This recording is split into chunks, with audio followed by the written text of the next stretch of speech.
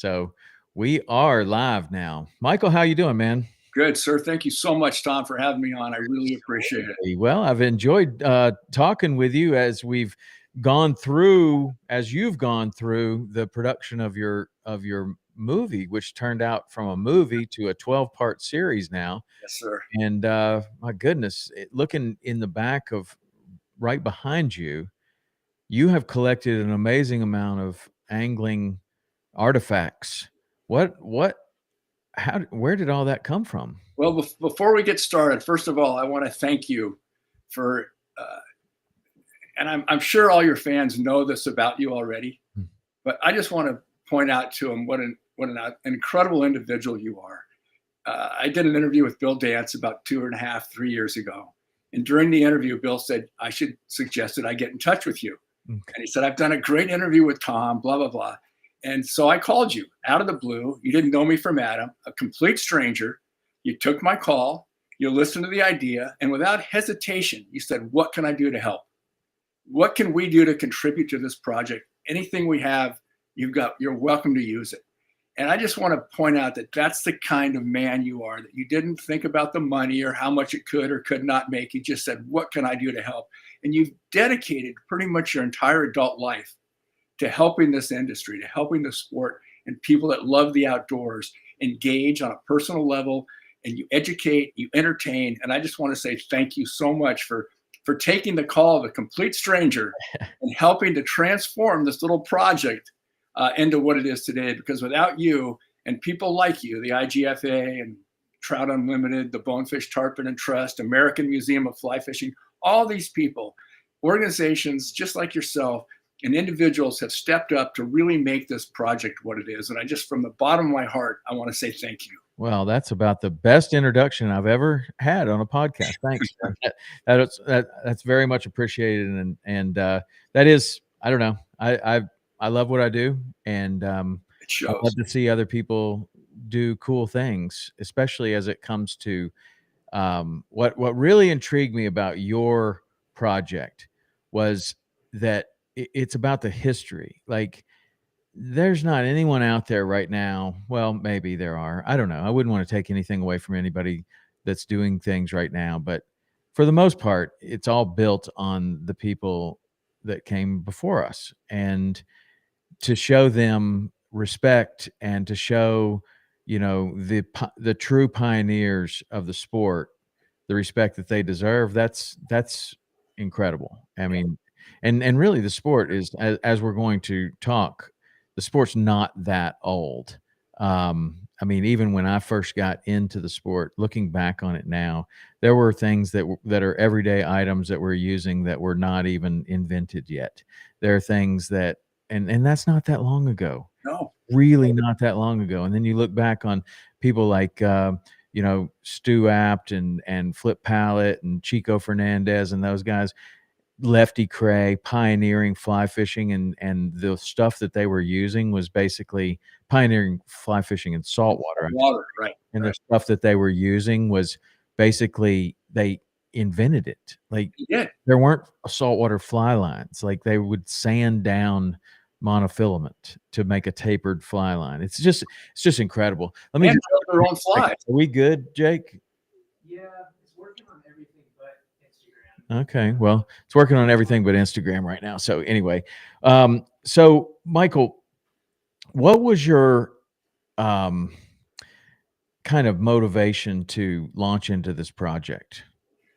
Well, I like you and everyone else, I think, that I know that loves to fish.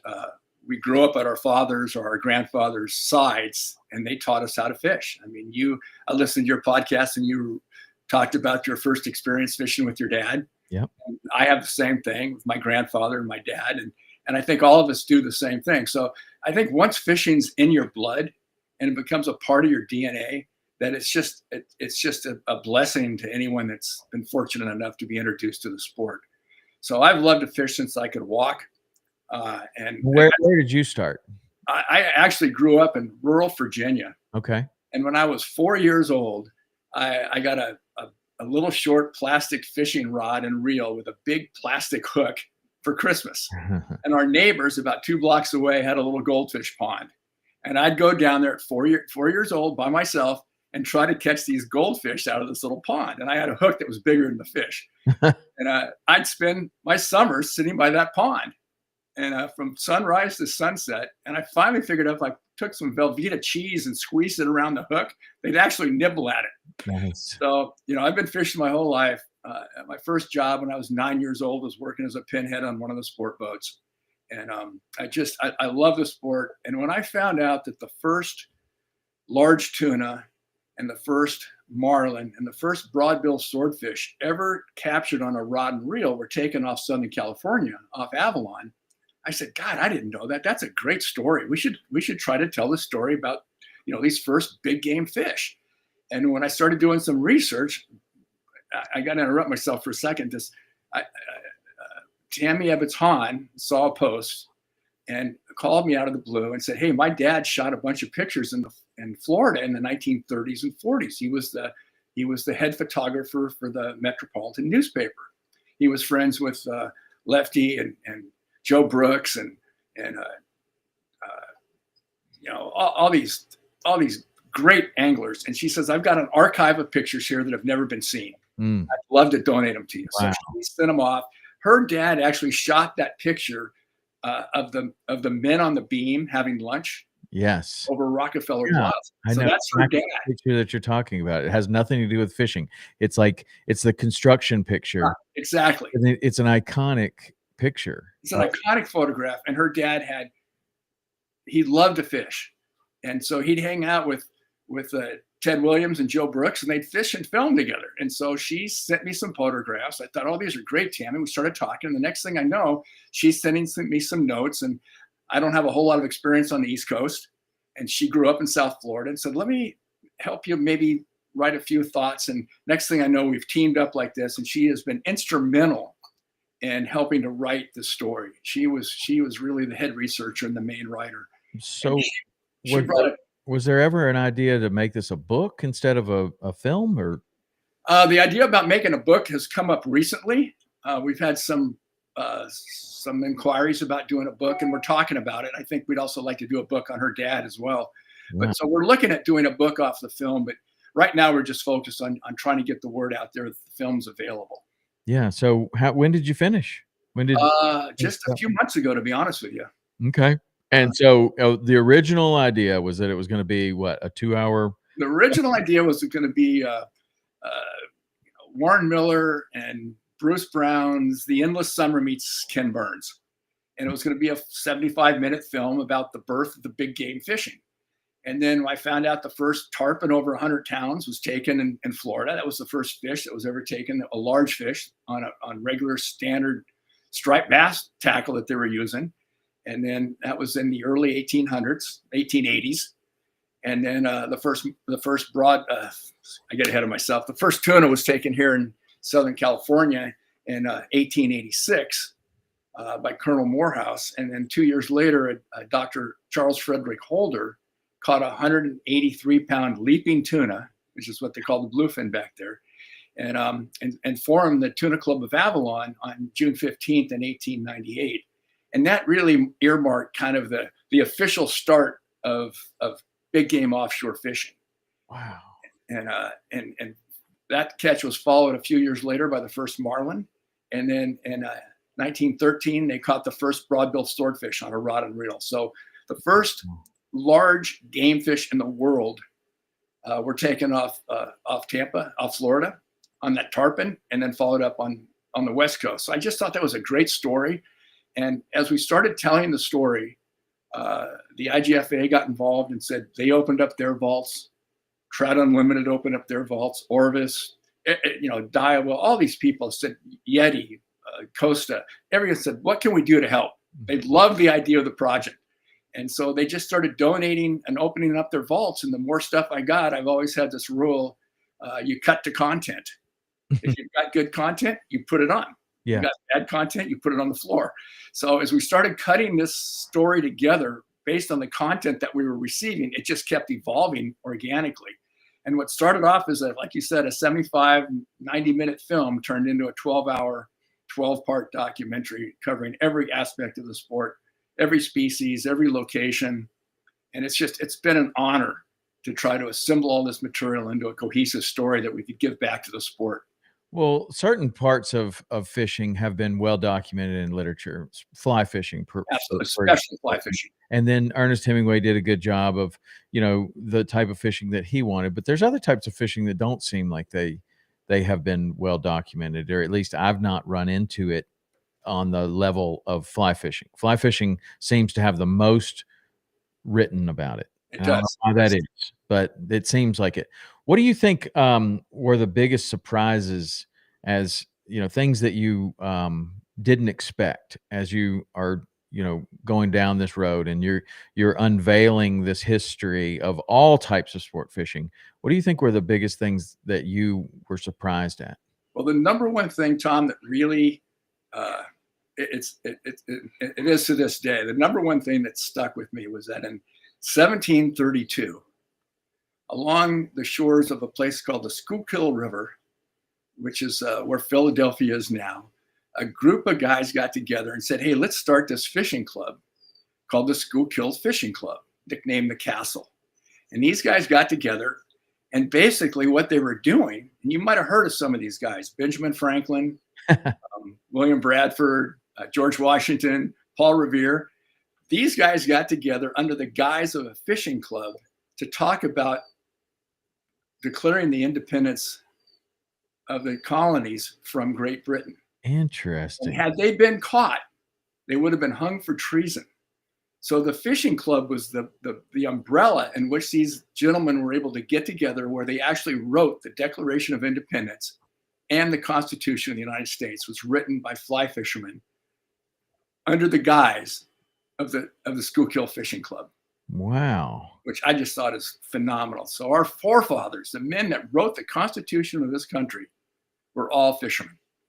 That is wild. I've never heard that. Yeah. And the Schuylkill Fishing Club, you're talking about documenting written history. The Schuylkill Fishing Club is today still operating. It's the oldest continually operating social club in the English-speaking language. And they documented every single aspect of their doings. And so their club record has all these names as part of their legacy. Wow. It's a fascinating story. That is crazy. Yeah.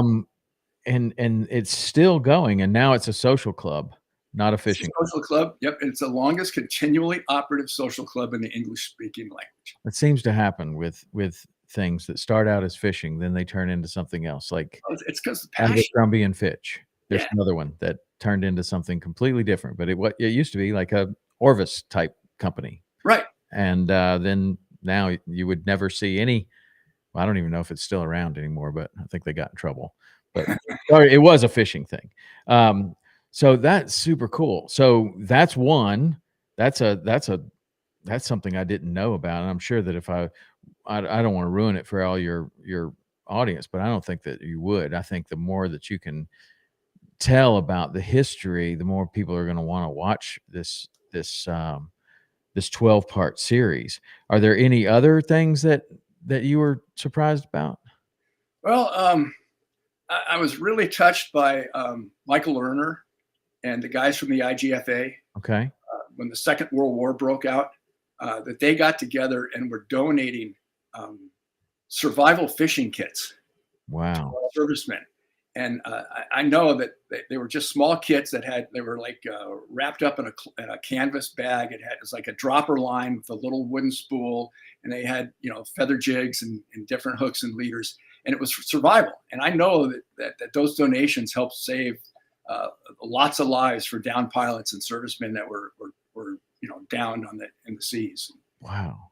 I thought that the efforts of the IGFA were fascinating. I also thought the foundation and the formation of Dr. Charles Holder, when he formed the Catalina, the Avalon Tuna Club, was based on ethical, fair practices for sport fishing. And I thought that was the very first conservational efforts that were ever made. And that was in 1898, that the first conservational efforts were made by fishermen. Wow. To establish ethical and practical fishing rules and regulations that were a fair fight for the fish. Yeah. If they saw the tackle that we're using today, I wonder if they would what they would think They would not think it's, compared you know, to what they were using back then. yeah. I mean, the Tuna Club still uses vintage tackle. They have different classes, but they have a vintage tackle classification where you can fish with vintage rods, wooden rods, vintage reels pre-1950, and linen line. And they have categories for all those, you know, the major pelagic species. And you know, 3, 6, 9, 12, 24 thread linen on vintage tackle. And so now, instead of going out and catching a tuna on Dacron on a 2-speed, you take your 1940s reel and wooden rod out there with cotton line and see if you can do it.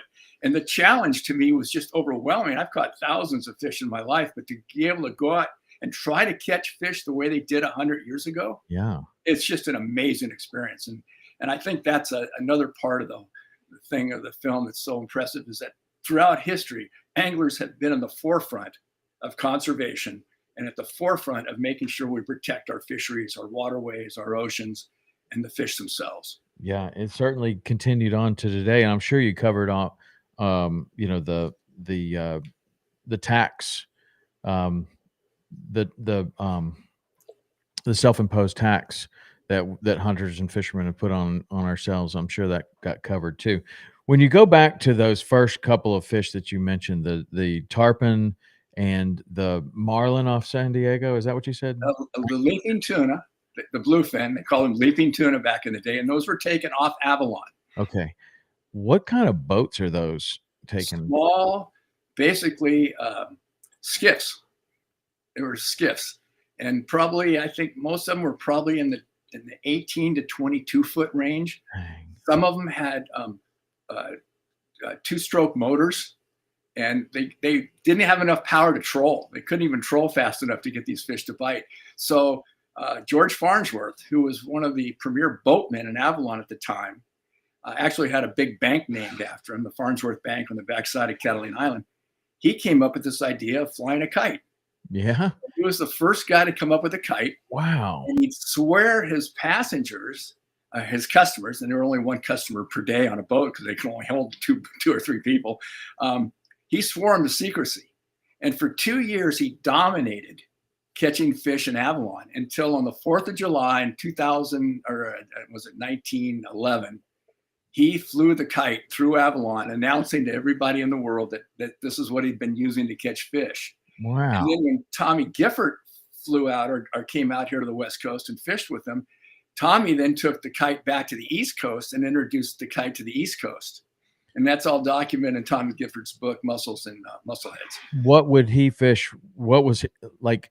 We were just talking about this the other day on Dave's podcast about somebody asked a question. I just saw we had our first question. This is our first time to ever go live. Oh, cool. Pretty exciting. Jake, what does that question say? Where do you watch the documentary? So where can people right now, Tom, the documentary is available on the app, which is thehistoryofsportfishing.com. Okay.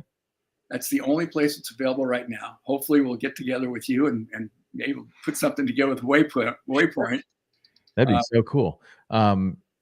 Yeah, so you can get the app and you just go to the app store and download that. Yeah, you can. If you've got a smart TV, a smartphone, you can go to your smart TV. It's on Amazon, or excuse me, you can go to Google or Apple Play and type in the history of sport fishing. It comes up. You can click on it right there, subscribe, and then you've got access to it. Okay.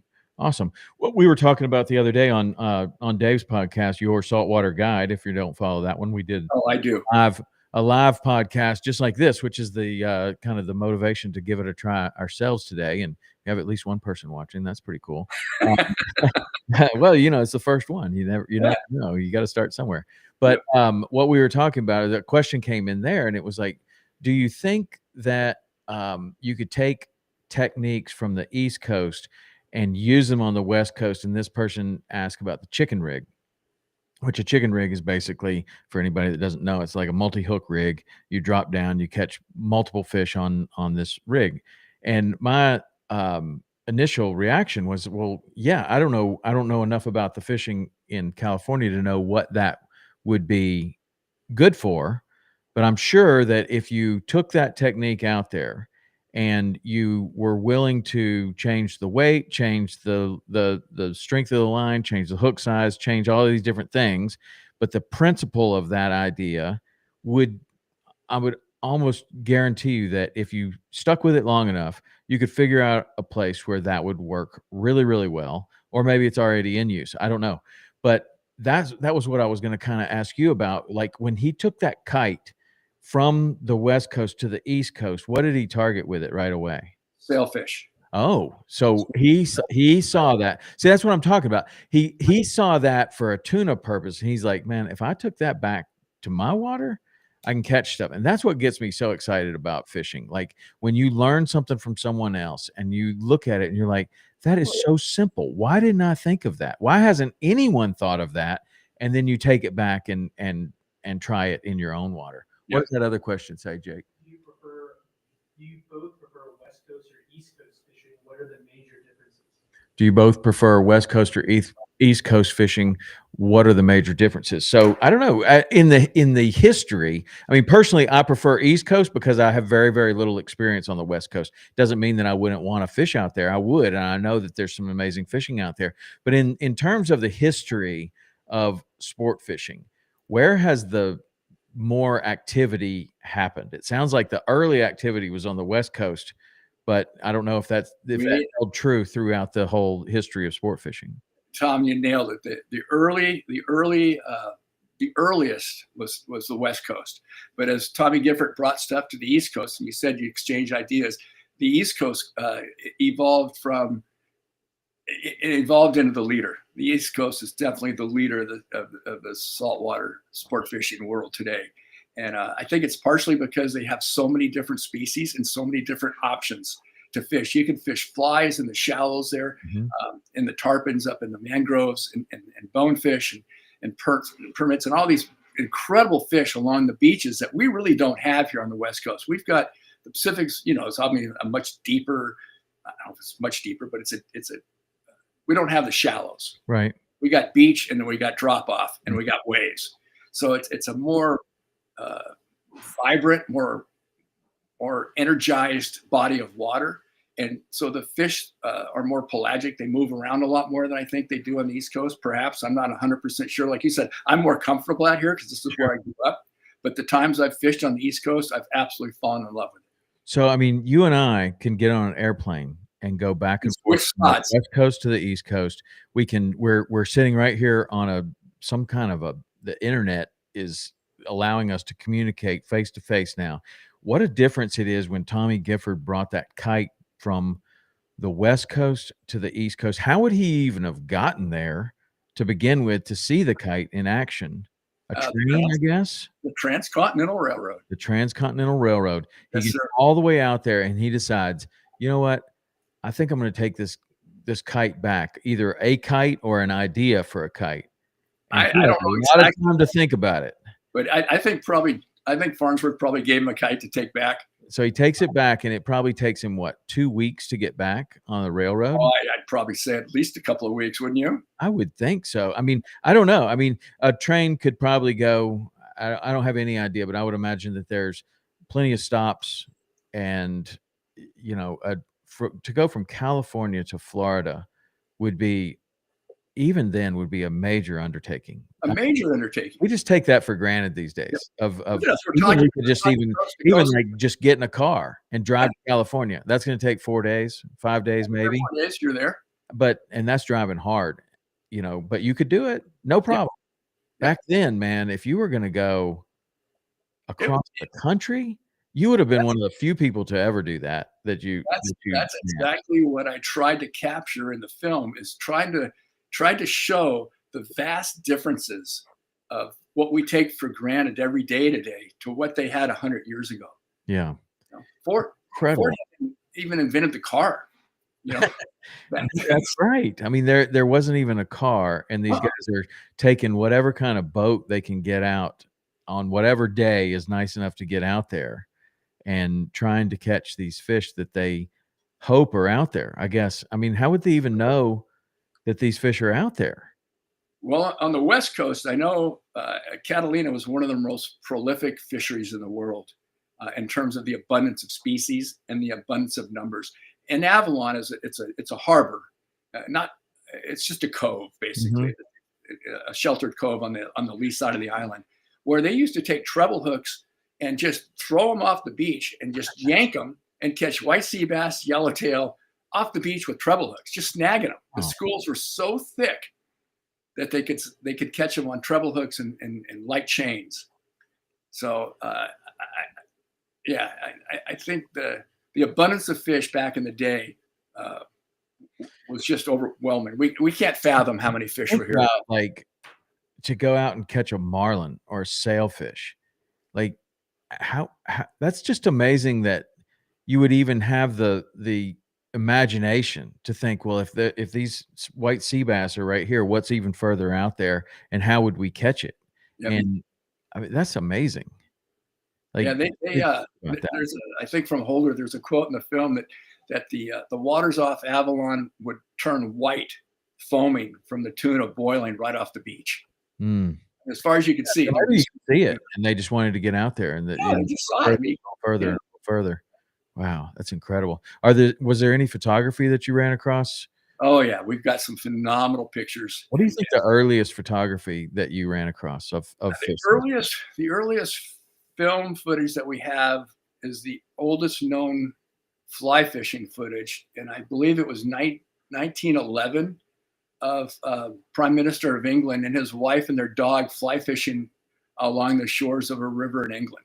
Wow. And then some of the photographs we have date back to the early mid 1800s of some of the tarpon and some of the early catches here on the West Coast with, the tuna primarily, and then giant black sea bass. They used to catch 300-pound black sea bass all the time around the island, and marlin and swordfish. So the turn of the century, late 1800s, early 1900s. Did you run across like the earliest tarpon writing and photography that I think I've seen is a book? I think it's by Demick, somebody named A.W. Demick. Yeah. And the first, they're like catching these amazing 20-pound fish out of a canoe. Yeah, exactly. And he talks about getting dragged out.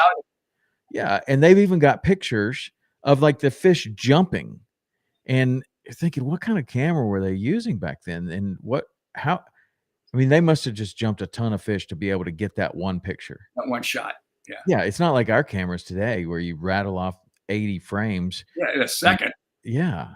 It's amazing. But I mean, that book, if you've never seen that book, A.W.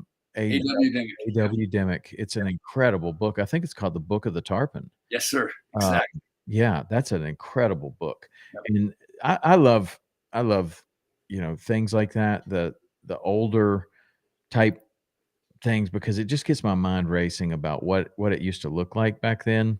Or you can read the books about the plume hunters in the Everglades and all the what the Everglades used to look like, or even Florida. I mean, and in some ways you're thinking, man, I'd like to be there. And in other ways, Florida would have been one of the most inhospitable places on earth. It was brutal. The Everglades back in the day. Tough. Did you, when you were doing this, it doesn't have anything about to do with fishing that I know of really, but have you ever read that book that's called A Land Remembered? I haven't. Oh, you would like it because you're I'm gonna write it down because you're into history, right? But the Land Remembered is a book about and it's a true book, I think, because if you read it, you'll know what I'm saying at the end. I don't want to spoil it for anybody, but it's a story about a man, his wife, and his son pioneering Florida around the Civil War times.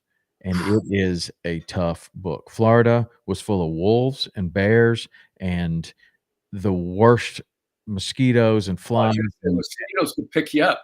Man, I mean, it was tough. I mean, it was, yeah. It was tough and all of these other things. Jake, can you blow those questions up so I can read them or not?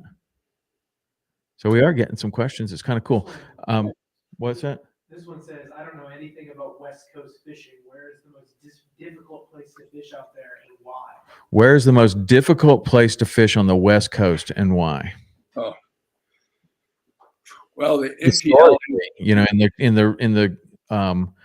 in the vein of the conversation we have, where was the most difficult to pioneer and why? Start there. I think if we look at the evolution of the sport on the West Coast, how it evolved from Avalon out of small skiffs and kind of moved to the beach and started to, people started to fish more from the beach and small boats and yachts. I think the evolution was really took place in San Diego after the Second World War. I think that's when sport fishing on the West Coast really hit its stride, and that all the returning veterans from the war, it was a phenomenal source of protein. Mm-hmm. People would bring gunny sacks of fish home. I know I grew up when I was 9 years old, would bring my fish home and flay them out and sell them in the neighborhood for 25 cents a piece. Wow. So the demand for fish. And I think in the late 1940s, there was a gentleman by the name of William Poole, Bill Poole, who decided after serving in the Navy in Hawaii, came home and told his dad, I think I want to go into the fishing business. And his dad had a gas station. And he said, well, son, I'll sell the station and we'll go into business together. So they bought an old wooden schooner, masted sailing boat, and anchored it off Point Loma and decided to start doing charters on an anchored boat in the kelp beds off Avalon. And an interesting story, off San Diego. And an interesting story is the night before they were supposed to start having passengers ferried out to the boat, it caught on fire. What? And Bill was on the boat alone, and he was able to put the fire out. He caught on fire, dove overboard, was severely burned. The current was ripping, and if he hadn't had the anchor down, had the foresight to be able to grab hold of that anchor, we would have never heard of Bill Poole again. Wow. And he was able to get himself back up on the boat. His legs were severely burned, saved the boat, and they opened for business the next day. Wow. And then People were tougher back then. Pardon? People were just tougher back then. Oh, different world. So tough. I mean, like, yeah, we're gonna just. What do you mean take the day off tomorrow? No way. We're going fishing. There's no day off. But he took that boat, and then a lot of the Army surplus boats were starting to become available. Yeah.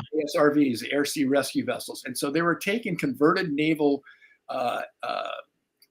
workboats, utility boats, and converting them into sport boats. But they really never did what Bill was hoping they would do. So to answer the question, I don't know who wrote it in, but Charlie, maybe? Charlie. Yeah, Charlie. So to answer your question, Bill took one of these converted Army ASRVs out to an island called Guadalupe, which was 240 miles due south of Point Loma. Never been done before. Taking a sport boat full of passengers 240 miles offshore.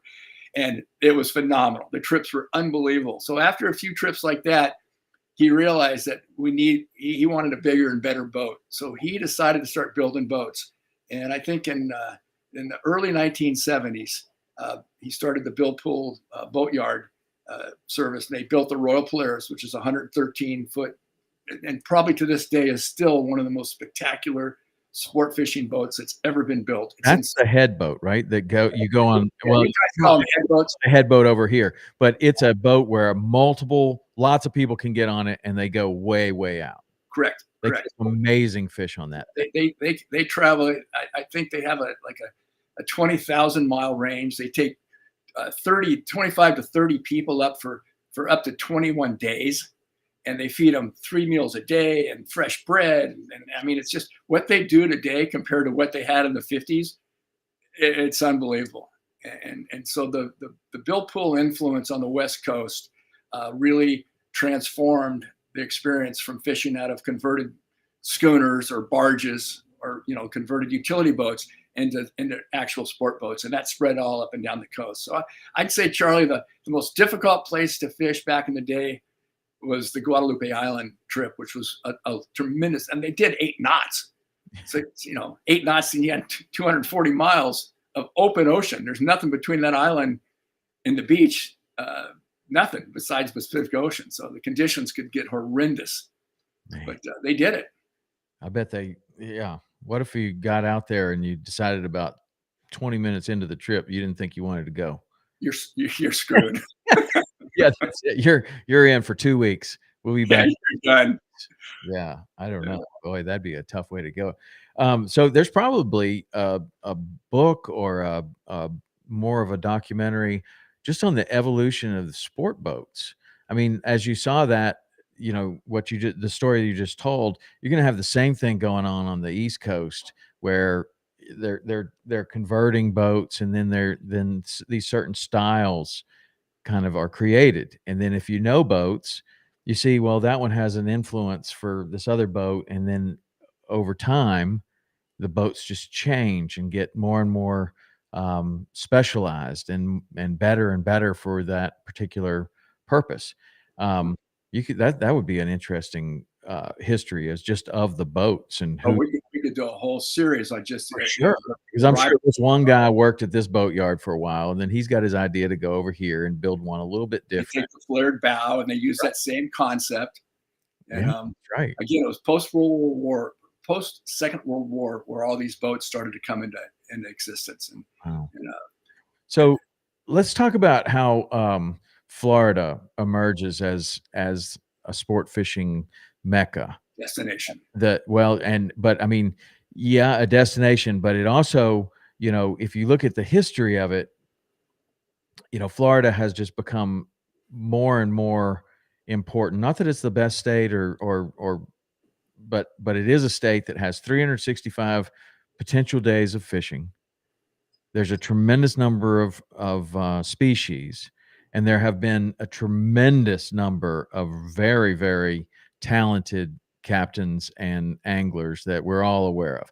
But I'm just wondering, like, as you go back into the history, when did Florida start to be more and more and more of an important area in the fishing history? Right around the 1940s.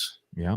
Late 30s, I think, the mid to late 30s, I think Florida really came into its own. In fact, they actually had a competition down there at the Met, where it was the East Coast versus the West Coast, and they brought anglers out from California, and they had the East Coast versus the West Coast competition, which I thought was really cool. But I think in the mid 1930s and on into the 40s and early 50s, that's when Florida just exploded. And like you said, there's such a diversity of opportunity. You can fish off the beach, you can wade, fly fishing saltwater fly fishing really hadn't come into its own. Like you said, the pioneers, Joe Brooks and those guys, were really pushing the envelope on what they could catch on a fly. And I just think that the opportunities in Florida are so virtually unlimitless in terms of what you can pursue. And you don't have to go 250 miles to catch a tuna, Right. So, and you've got 200-pound tarpon and 15 feet of water, or less. Yeah, or less. I mean, right off the beach. So, yeah. So, who were some of the what were some of the big events or evolutions of fishing that happened in the state of Florida? I mean, I know we have some incredible captains, and even just before my time, there was a series of years where there were thousands of world records being set in the Florida Keys, and there were a group of anglers, and then you had Lefty Cray running the Met tournament there, and you had Joe Brooks, like you said, but so many people were such an important part of fishing in Florida. Mark Sosin had a big part in fly fishing for all types of species. He ran the fly part of the Met. I know that, and he's not really known as a fly fisherman these days, but he is responsible for so much of what we now know as the sport of saltwater fly fishing. But maybe I'm sure you came across kind of a timeline of how this all happened. It's all a little bit blurred, to be honest with you. I mean, there's really no one ever actually sat down and said, this is how we're gonna document the evolution of the sport. The evolution of the sport came from passion. So guys were passionate about fishing, and they needed bigger, better, stronger reels. They needed a drag system. Like William Beauchene came up with the Star Drag in the 19, I can't even remember the exact date, but it was the early 1900s. He came up with the Star Drag. Before that, they were using strips of leather that they'd mount across the rear spacer bar and then push down with their thumb to try and slow the fish down. And in the meantime, it was a 1-to-1 direct drive on the handle. So when the fish was running out, that handle was spinning backwards. And the tuna club actually had a physician on staff to repair broken fingers because they just get mauled. So, the tackle evolved out of passion. And so there really wasn't like a written documented history of how all these pieces came together. But Flip Pallett, for example, talks about Lefty being his mentor and how Lefty basically brought Flip into the sport. And Flip just owes so much to Lefty. And so it's just sort of, it's Lefty has always said in all of his books that Joe Brooks was his mentor. Exactly. And Joe Brooks and Charlie Ebbets was, and Ted Williams, they were the Three Musketeers. I mean, those guys were everywhere. And with Ted Williams' exposure, as one of the greatest baseball hitters that's ever lived, and then Joe Brooks's experience, and then Charlie shooting all these pictures and writing stories about it in the Met, it's just exploded. So I think the Met was really ground zero or the center of the sport as it evolved. And I know the West Palm Beach Fishing Club has paid tribute to the sport throughout its conception and continues to do so today. And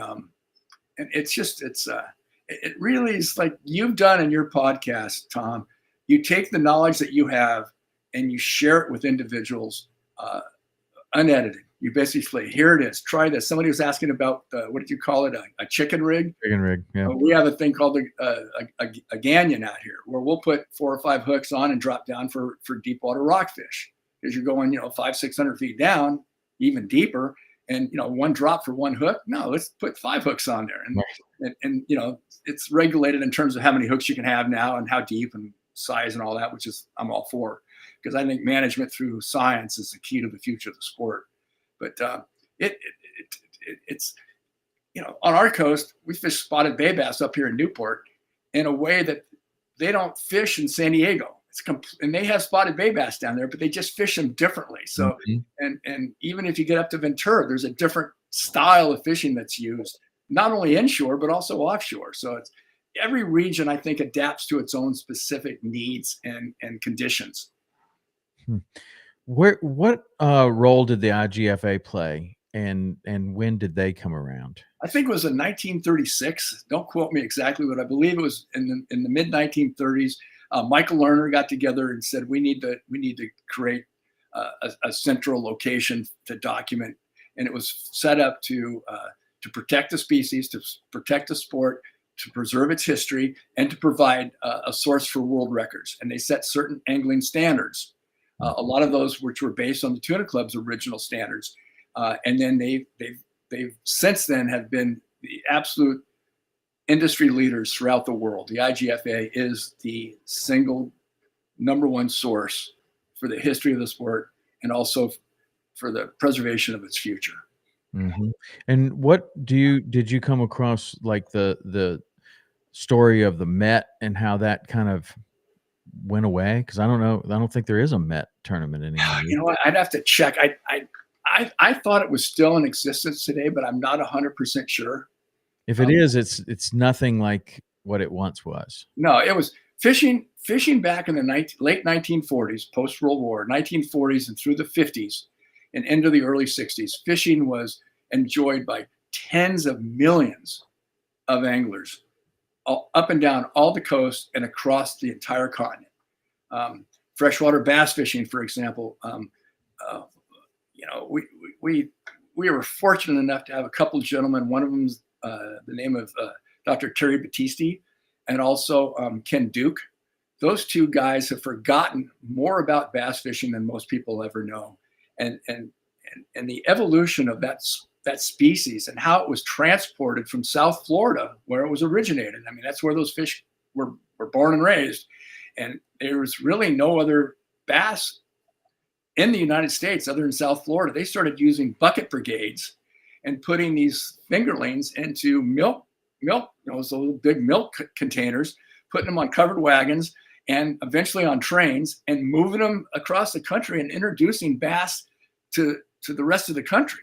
And bass is one of the most adaptive and hardcore species that we know of, and they adapted really well. And now bass fishing is hands down the most popular species that we fish with for in our country. And they are a phenomenal fish. Yeah, and it's evident by where the sport is today. I mean, a lot of what we've talked about so far has been mostly So oriented with saltwater fishing because that's, what I'm interested in now, and it sounds like that's what your main interest is. But I grew up freshwater fishing, and I started my career as a fly fishing guide in freshwater in Wyoming, Idaho, and Montana. So I do appreciate the freshwater as much as the saltwater. It just, I don't know, when I think about the history of fishing, I immediately think about Florida and just the records and the number of records, because that's what was going on. It was coming to its end when I first showed up in Key West. It was kind of at the tail end of the heyday of this record setting frenzy that was going on, and you had people like Ralph Delph and Robert Trossett and Jose Wahebe and Kenny Harris and so many more that were setting, hundreds of world records. I have no idea how many Ralph Delph did, but the last time I did a podcast with Robert Trossett, I think he had 248 world records to his credit. 240. That's for his clients mostly. I mean, Yep. he may have had some of those himself, but he was responsible for 248, I think, and that it could have been 208. I don't know. It could have been. It was well over 200, and that became like the style of fishing that, not only can we go out and have a great day, but we can set a world record. I'll put you on the fish. I'll show you how to do it. You're going to have to be good enough to catch them. That, that was amazing, because that's just an amazing time of sport fishing, to be able to see records like that. A world record coming across the dock at Oceanside Marina every day, pretty much, between the group of people that were there. And can you imagine the competitive environment that was fostered at that marina with those particular all alpha dudes down there, all setting world records all the time? I mean, what a time for fishing, and what a time for learning. Yes, absolutely. That's what I like about the records and the tournaments and all of that stuff, is that it supercharges the learning, and it supercharges the sport, and it makes the sport jump decades ahead, because people are actually, trying to get a little edge on their competitors or whatever, which actually makes the sport jump forward, exponentially. I wonder though, if like, when you look at your completed work, you've got the history of sport fishing, basically A to Z, 12-part series. Were there two or three people that really stood out to you that were two or three of the most important people in the history of sport fishing, and why? I would say Joan and Lee Wolf. Yeah, good one. Were instrumental in the evolution of fly fishing. The Orvis family. Mary Orvis was the first woman to ever document flies, and actually hand drew baits that were matching the hatch, and were able to then identify this bait as being, a nymph, whatever. And the Orvis family really helped move the sport forward by cataloging the different types of flies. And Orvis was one of the first guys to do a mail order catalog. Right. And then Johnny Morris followed that up with his business, when his dad said, yeah, you can have 8 feet of shelf space in the back of my liquor store just to sell a few baits. And that's how Johnny got started. And then, the Bass Pro catalog, and it's, the rest is history. So it's just, I would say that Joan and Lee Wolf were instrumental in the fly fishing end of it. I think Tommy Gifford was instrumental on the saltwater end. Michael Lerner was another big player that was instrumental in the evolution of the sport. William Beauchene, obviously, with the invention of the Star Drag. Interesting fact about William Beauchene, he had so many people help him, like George Farnsworth and Cox, the reel maker out here on the West Coast, evolve and build this thing that he never patented, because he felt like everybody had contributed it. So he never patented the Star Drag. Wow. And everybody else did. I mean, they all jumped on board as soon as they could. But it's just it's that transition of knowledge and the willingness to share it. Like you said, tournaments, you're always looking for that competitive edge. What are we doing different? What can we do that gives us a little edge? The evolution of fluorocarbon. I thought Spectra's changed the whole game. You don't need 16-aught reels anymore. You can put 130, 150 pound string on a little bass reel for all intent and purposes, and the guts will hold up for it. So that's right. The evolution from bamboo and wooden rods into fiberglass is all documented. The evolution of bass boats with Skeeter in the 1950s was all documented. So, Forrest Woods, all these guys that have stepped up and just said, I think I can make a better gadget. Yep. That was my next question. And you covered a lot of it, but I was wondering if one kind of technology stood out that made the biggest leap in either making fishing available to more people or just making us able to catch fish that we were never able to catch before. I think the biggest, I think the evolution of the tackle, the evolution of the old Kentucky bait casters in the 1800s into the star drags, and then the evolution of the drag systems, and then the evolution of going from linen line and silk lines into the first Dacron lines in the 1930s or 40s, and then the evolution of Dacron into monofilament, and then monofilament into spectra. So I think those are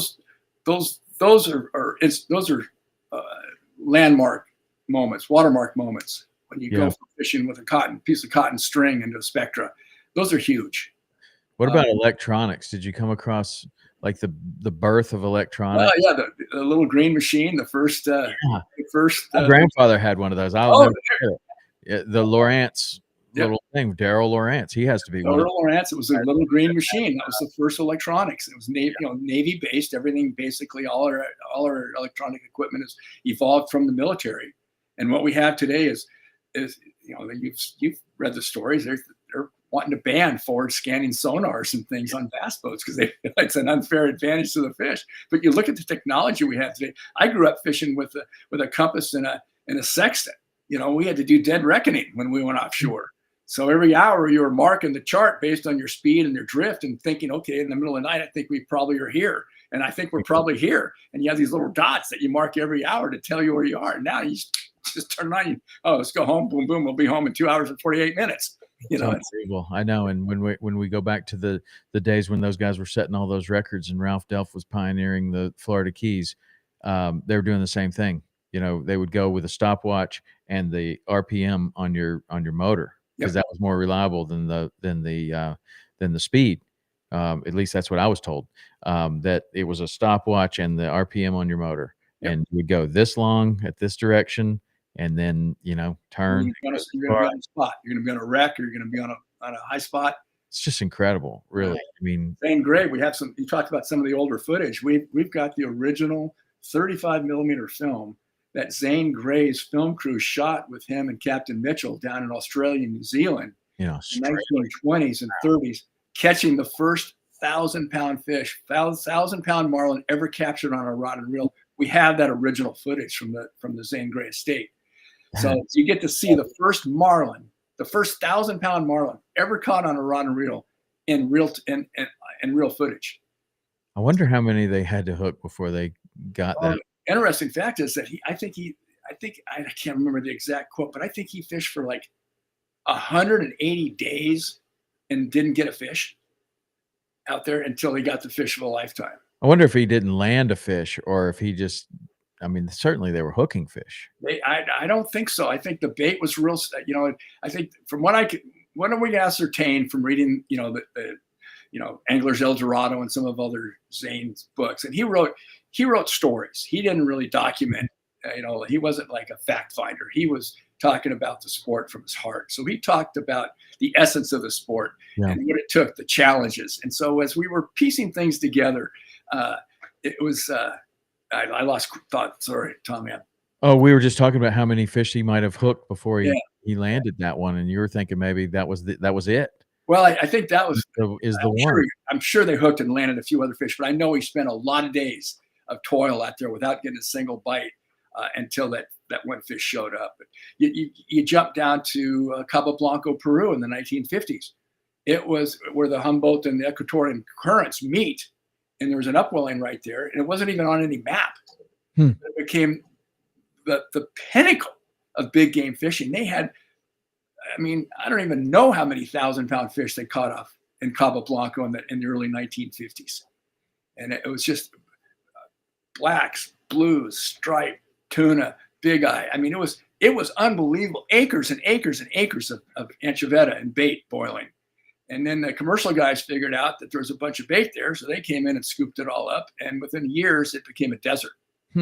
So it went from the most prolific fishery in the world, when you take away all the bait, to a desert. So I think, again, we keep going back to conservation. And I posted a post this morning about water in California, because obviously we've had a tremendous, horrendous experience here. And it's still ongoing. But without water, we have no fish. Right. And without clean water and healthy oceans, we have no fish.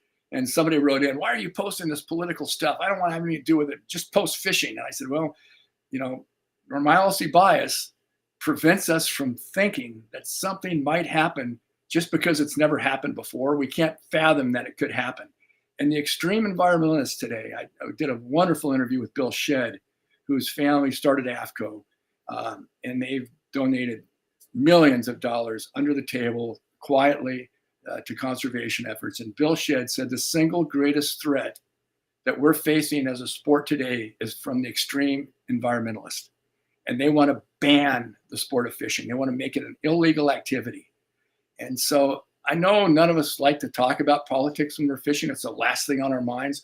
But if we don't let our voices be heard, there's a really good chance that you know, this sport could get pushed off the charts. So, what do you think with the certainly you saw some other threats to either access or fishing rights or privileges throughout the history of sport fishing. What do you think was a situation that we overcame? Did you come across any of those? I think we're learning from our mistakes. And I think a lot of regulations may have been put into place without scientific data, without science. So it was more political.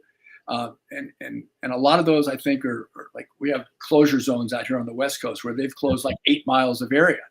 And that's great.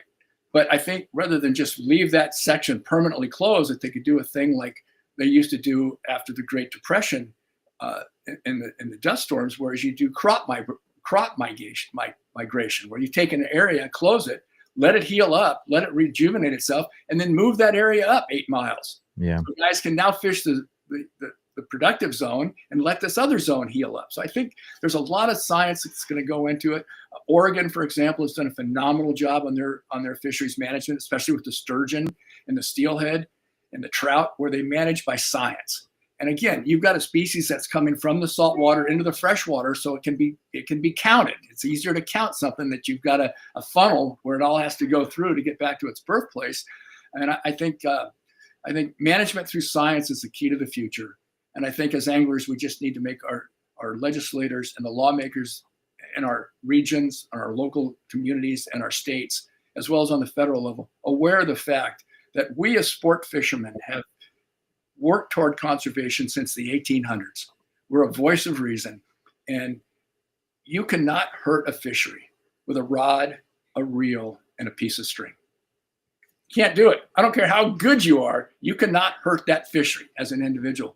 But you put hundreds of miles of long lines and gill nets and traps out there, you can decimate a fishery. So the legislator, the lawmakers need to identify that sport fishermen are not the same as a commercial fisherman. And our commercial fishermen today, I tip my hat to them, because they are the most regulated fishing industry in the world if you're an American commercial fisherman. And they have done everything they can to fish in conservative orientated, sustainable methods. Mm-hmm. And I think that's the key. And also, Bill pointed out that aquaculture, I think, is coming our way. The need for protein in the world's off the charts.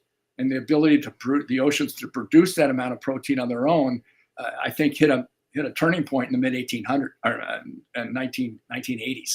And so augmenting our protein sources with with fish through aquaculture, I think is going to be a big wave of the future. Well, that's not necessarily good for the native stocks, as we've found. No, it's. I think there's, they're looking at ways to prevent diseases in fish, and also a way to feed them.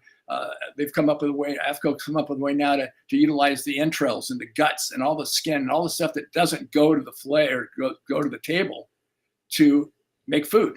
Yeah. So it's a balancing act, but I think that's the future. I think we're going to see a lot of aquaculture in the future. Interesting. So it was easy for you to tell where to start, because you start at the first recorded fish, the oldest piece of literature, the oldest photography, the oldest film you could find. How do you choose where to end this 12-part series? Well, it sounds like it just continued to kind of go on and on and on. Like you said, you pointed out about the evolution of sport boats. I mean, that could be a whole documentary film or series in and of itself. We started with the first known painting of a rod and reel, which came from the Song Dynasty in 300 in China, which was the first known drawing of a reel. Cleopatra, there's pictures of drawings of Cleopatra fishing with a stick and a line in the Nile River. So, as we evolved through this, we tried to get as much information out as we could in a compelling, interesting, and entertaining way. It's like your podcast and everything you've done, Tom. You entertain first, educate secondly. Well, I'm not sure how good of an entertainer I am. Oh, you are. Because people, if you're being entertained, if you're engaged, and you're being given information, you're going to learn from that. If you say, "Hey, let's talk about in 1912 this happened," nobody cares. Right. This happened because of this. Oh, when did that happen? So you entertain through education, and you've done a phenomenal job of that. And a lot of your shows do the same thing on Waypoint. Well, I appreciate that. That's cool. So you didn't tell me how you decided to end it and where you decided to end it. Well, I ran out of money. Oh, there you go. That's the easiest way. That's the way most projects end, whether that's renovating a house or something. You could continue to go on and on forever, but eventually you run out of money. And so we ended on, I think, is probably the most powerful, and I'm extremely proud of the entire series, and I'm honored to have been able to do it. But I'm very proud of the final chapter, which is conservation, children, and the future of the sport. And we talk about mistakes that have been made in the past and how those have been mitigated, and looking forward to it. And Flip Pallett sums it up best. He says he's most worried about youth and introducing children to the sport, because if you don't love something, you have no reason to protect it. That's true. I believe that. That's the reason why I feel so strongly about fighting for access.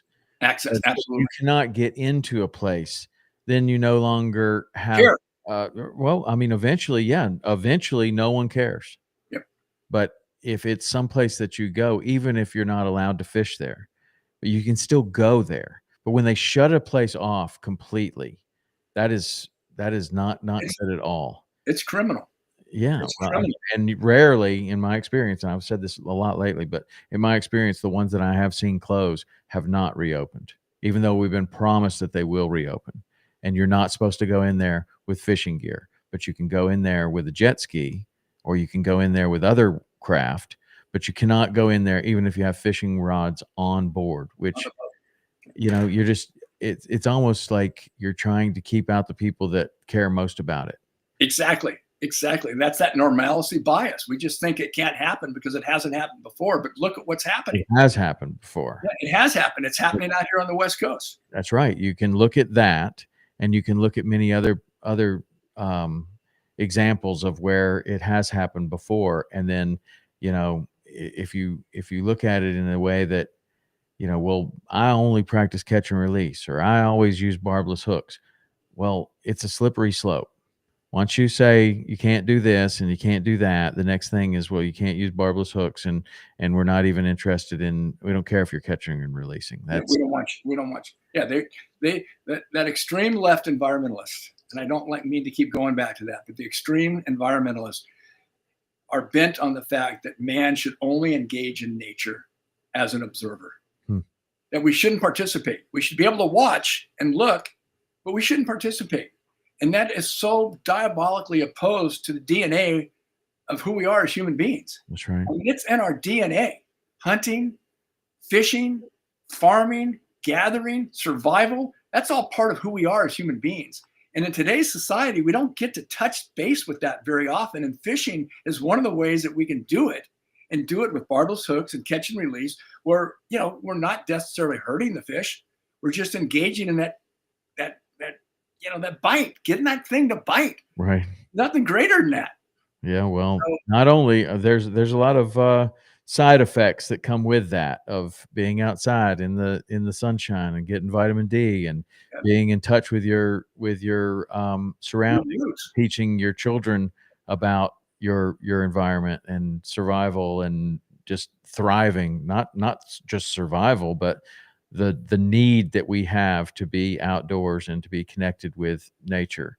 And fishing has always been, for me, a great way to do that, whether it's with my kids or what my dad did for me or my grandfather did for me, what so many people's grandfather or father or mother or whoever it is did for them. And you know, what Flip was saying is very important, that it is incredibly important for us to try to introduce people, young people, kids in particular, to fishing, because or their parents. Like, your kid wants to go fishing? Here, let me take you and show you how easy it is for you to go to this little pond down the street, and then you can take him, or I'll take them. But, you know, it's even better if you get the parents involved, because the parents, that's the way it should go down, because now you've reduced this intimidation factor, or this pain in the ass factor that, you know, no, it's just easier to go to the football games. It's easier to just watch TV. It's easier to just give them an iPad. Yeah, it is, but it's not better. Like, it's just easier. It's easier. It is easier. Tom, I'm with you 100%. We have to figure out a way. Take a kid fishing. If nothing else, if you want to help the sport, take a kid fishing. Even if it's for an afternoon with a bobber and a cane pole in a pond. It doesn't matter. Yeah. Let the kid catch a fish. Who was it that ended every show that they said that? Was it Bill Dance? Take a kid fishing? I think it might have been. But then also, like Jerry McInnes, he always ended all of his shows, and it was like dedicated to Dad. He always had time to take me fishing. Yep. Which, both very powerful. It sums it up. I used to end my show with CPR, catch, photograph, and release. There you go. You know, we all share one ocean, one planet, and we have only one chance. So do your part, make a difference. Well, and in your opinion, what is the biggest thing that you could do? Right now, I think the biggest thing you can do is take a kid fishing. I mean, it. Honestly, at the grassroots, it doesn't, you know, you're not donating money. I mean, I think ASA, the American Sport Fishing Association, when it has their Keep America Fishing program, which is all youth orientated. If you want to make a financial donation, CCA, another one, organizations that handle the political parts of fishing and the business that we don't want to think about. Right. I don't want to think about it. I don't want it in my mind. I just want to go out there and have a great time. Right. But I can do that because I've donated to these people that are actually willing to go to Sacramento and to go to Washington and to petition and say, this is the facts. These are the facts that we need to look at. And I think, you know, if a donation to CCA or Keep America Fishing, American Sport Fishing Association, or any local group, because, you know, you talk about, well, this doesn't affect me because I'm 100 miles up the stream from what these guys are complaining about, but it does affect you. So just, if there's regional, local areas that you're concerned with, participate, let your voice be heard. And regardless of if you do that, take a kid fishing. Yeah, even better. That's the easiest thing you can do, and probably the most effective. And the most fulfilling. Yeah. And it's a gift that you're going to give. You're going to give that gift to that person for the rest of their lives. That's true. I mean, when you really talk to, you know, people that are big time fishing people, big time fishermen, big time guides, big time celebrities, big time whatever they are in fishing, tournament winners, whoever, or just a guy that really likes to fish. If you ask them about their background, almost all of them, in my experience, if you were to really dig in, they could tell you one experience that changed everything for them. Like one particular day where they went and they caught this fish or they lost this fish. A lot of them are losing the fish. Absolutely. Not even getting there. It's seeing this fish that was 10 times bigger than any other fish that they had seen before. And that did it. And it could be any trip, and it could be any fish, and it could be in any state, and it could be with any tackle. But there are so many situations where someone goes fishing, they see something, and it forever changes their fishing life. Now they're in. They're hooked. Yep. They're in. That would then, and that can be the best thing you've ever done for that person, or the worst. I'll disagree with that. I think it's the best thing you could ever do for someone. It is the gift of the sport. And then from then on, you're on this You're of trying to find that thing again. Yeah. Which maybe you can, maybe you can't. But anyway, so your documentary, it's out now. You can get it through the app, and tell them again how you find that. It's the historyofsportfishing.com. Okay, historyofsportfishing.com. What about your social media? What's that? It's all under the historyofsportfishing.com. Okay, you go there, you check it out, and if you sign up and you look at it, I'd love to hear your thoughts, because this, like you were saying earlier, this is an evolving project. We've got the first 12 done. I think there's another 100 to do after this. All right. But so please send me your comments. Let me know what you think, good, bad, or indifferent, right or wrong, like it or hate it. Let me know. And where would they tell you that? On your social media, or is there on social media? Okay. Yeah. All right. Cool. Yeah. Well, I'm sure you'll hear from somebody. Hopefully, it'll be great. I hope so. But yeah. Well, I appreciate you coming on and telling us the stories, man. I enjoyed it, and I love all. It was absolutely my pleasure, Tom. Thank you. These days, I want to see what all that is in the back. I see incredible reels and looks like schematic drawings, and then you got rods all over the ceiling. I can't tell what else is back there, but man, it looks like a treasure trove of. Man, look at that. That's incredible. Yeah, sorry. That's incredible. How long did it take you to put all that together?